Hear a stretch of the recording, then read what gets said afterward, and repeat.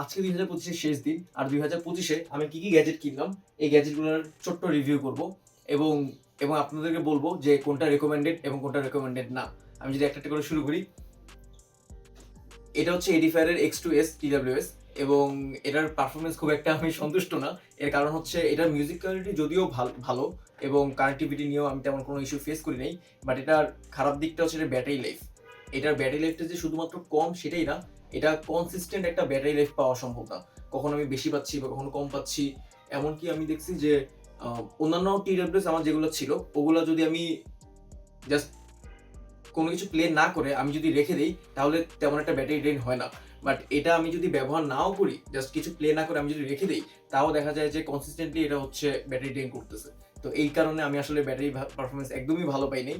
তো রেকমেন্ডেড না আমার দিক থেকে। আচ্ছা, এটাকে যদি আমার রেটিং করতে হয় আমি এটাকে 10-এ 5 দিব। এটা সম্পূর্ণ এটার পারফরমেন্সের জন্য, এটার মিউজিক কোয়ালিটির জন্য, কারণ ব্যাটারির দিক থেকে এটা একদমই ভালো না, প্লাস অ্যাপ সাপোর্টও একদম কাজের না।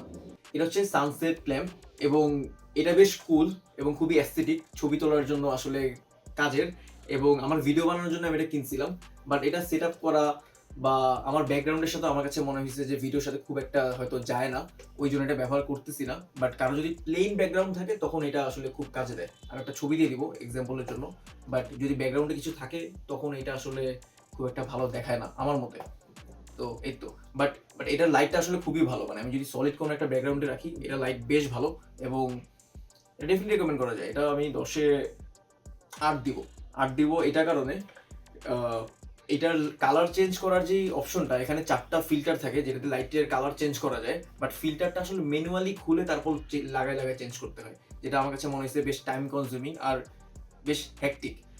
এর থেকে যদি এটার রিমোট কন্ট্রোলের কোনো অপশন থাকতো, 4টা লাইট যথেষ্ট, বাট রিমোট কন্ট্রোল দিয়ে যদি চেঞ্জ করা যেত তাহলে জিনিসটা আসলে ইজিয়ার হতো। এটা হচ্ছে রিয়েলমি নেক ব্যান্ড এবং এটার পারফরমেন্স অসাধারণ। আমার কাছে এটার পারফরমেন্স অনেক ভালো লাগছে। এর আগে আমি OnePlus-এর নেক ব্যান্ড ব্যবহার করতাম এবং ওই দুইটার পারফরমেন্স যদিও খুব একটা পার্থক্য নেই, তবে ওইটার একটা ড্রব্যাক ছিল, ওইখানে কোনো অ্যাপ সাপোর্ট ছিল না। তো আপনার যদি কোনো টিউনিং ভালো না লাগে বা আপনার যদি ANC মানে ANC চান, আচ্ছা ANC ফিচার ওইটাতে ছিল না একটা ব্যাপার। আরেকটা ব্যাপার হচ্ছে গিয়ে আপনি যেই টিউনিং ওইটা আপনি আপনার নিজের মতো করে চেঞ্জ করতে পারবেন না। বাট এখানে যেহেতু অ্যাপ সাপোর্ট আছে, আপনি আপনার পছন্দ করে বেস যদি কম ভালো লাগে কমালেন, বাড়াতে ভালো লাগে, বেস বুস্টেড ভালো লাগে তাহলে আপনি বাড়াতে পারবেন। তো এই ফিচারটা সেটার মধ্যে ছিল, যেটা আমার কাছে বেশ ভালো লাগছে। যেমন আমার কাছে বেস খুব একটা ভালো লাগে না, বাট বাই ডিফল্ট যে কোনো ইয়ারফোনে বেস অনেক বেশি থাকে। তো আমি এটার মাধ্যমে আসলে বেস কমায় তারপর আমার মিউজিক এনজয় করতে পারি। আচ্ছা, এটাকে আমি যদি রেটিং দিই এটাকে আমি দিব 10-এ 9 এবং এটা হাইলি রেকমেন্ডেড আমার দিক থেকে। আচ্ছা, এরপর আমি দেখাবো রেড ড্রাগনের এই গেম প্যাডটা এবং এই গেম প্যাডটা আমার কাছে অসাধারণ মনে হয়েছে। সম্ভবত এই বাজেটে কোনো গেম প্যাড নেই যেখানে যেখানে অ্যানালগ জয়স্টিক আছে। অ্যানালগ জয়স্টিক হচ্ছে আপনারা হয়তো জানবেন, সেটা হচ্ছে আপনি কতটুকু সামনে যাবেন এবং কতটুকু স্পিডে দৌড়াবেন এটা আপনি কন্ট্রোল করতে পারবেন, বা আপনি গাড়ির কতটুকু স্পিডে চালাতে যাচ্ছেন এটা আপনি কন্ট্রোল করতে পারবেন, যেটা কিনা এই বাজেটের অন্য কোনো গেম প্যাডে সম্ভবত নেই। প্লাস আপনি কিবোর্ড দিয়েও সেটা কন্ট্রোল করতে পারবেন না। তো এটা বেশ ভালো, এটার ভাইব্রেশনটাও বেশ ভালো। তো আমার কাছে বেশ ভালো মনে হয়েছে, যদিও আমি গেম প্যাডের দিক থেকে এক্সপার্ট না, বাট আমি যখন কিনছি তখন যথেষ্ট পরিমাণ রিসার্চ করে কিনছি এবং আমার কাছে মনে হয়েছে যে এই বাজেটে হয়তো এর থেকে বেটার কোনো গেম প্যাড অ্যাভেলেবল না। তো এই তো, এবং এটাকে আসলে 10-এ 10 দেওয়ার কোনো উপায় নেই, কারণ এর থেকে বেটার যেহেতু এই বাজেটে অফার করতেছে না, তো 10-এ 10। এরপর এটা হচ্ছে মাসাজ গান, যদিও কোনো কারণ ছিল না কেনার, বাট জাস্ট ফেসবুক অ্যাড দেখে দেখে আমার কাছে খুব ইন্টারেস্টিং মনে হয়েছে, ভাবলাম যে আচ্ছা কিনে দেখি এটা কেমন কাজ করে। এবং এটা আমি বলবো জাস্ট কাজ করে, তেমন আহামরি কিছু না, বিল কোয়ালিটিও আহামরি না, যদিও প্রাইসিং হিসাবে ঠিক আছে, বাট জাস্ট কাজ করে, এটা এরকম কিছু, মানে এটা রেকমেন্ড করা যায় বা যায় না। আচ্ছা, যেহেতু এটার প্রাইসিংও বেশ কম, আমার ঠিক মনে নেই যে কত দিয়ে কিনেছিলাম, এটা সম্ভবত 1000 বা 1200 এরকম দাম ছিল। এটার দাম যেহেতু কম, তো এটা আসলে বিভিন্ন দিক থেকে বেশ কস্ট কাটিং এর শিকার হয়েছে, পারফরমেন্সের দিক থেকে বা বিল কলের দিক থেকে বা ওভারঅল। তো এটাকে আমি দিতে পারি 10-এ 6, কারণ এটার কাজ করে এরকম। এটা হচ্ছে বয়া M1 মাইক্রোফোন এবং এটার রেটিং আমি আগে দিয়ে দিই, এটা হচ্ছে 10-এ 9 এবং এটা অনেক ভালো মাইক্রোফোন এবং মাইক্রোফোন কোয়ালিটির দিক থেকে এটা 10-এ 10। জাস্ট এটাকে 10-এ 9 দিব এটার তারের কারণে, কারণ এটা তার এত বেশি বড় যে কখনো কখনো আমি প্রেফার করি যে আমি মাইক্রোফোন ছাড়া আমি জাস্ট আমার ফোন দিয়ে শ্যুট করব, কারণ এটার তার ম্যানেজ করা বেশ ডিফিকাল্ট এবং এটা কোয়ালিটি অনেক বেশি ভালো। মানে আপনাদের ফোনে যদি 3.5 mm জ্যাক থাকে বা আপনার কাছে যদি কনভার্টার থাকে, আপনারা ডেফিনেটলি ইউজ করে দেখতে পারেন, বেশ ভালো একটা প্রোডাক্ট। এরপর আমি দেখাবো রেড ড্রাগনের এই মাউসটি।